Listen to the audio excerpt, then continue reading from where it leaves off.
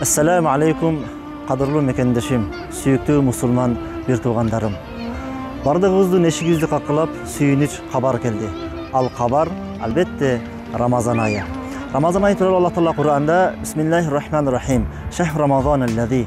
Рамазан айы ушундай ай, унзила фихил Кур'ан, Кур'ан түшүрүлгөн берекелүү, кереметтүү, мыкты ай дейт. Ал эми пайгамбарыбыз саллаллаху алейхи хадисинде "Иза дахала шахр Рамазан", качан Рамазан айы келгенде, "Футихат абвабул жанна", бейиштин эшиктери ачылат.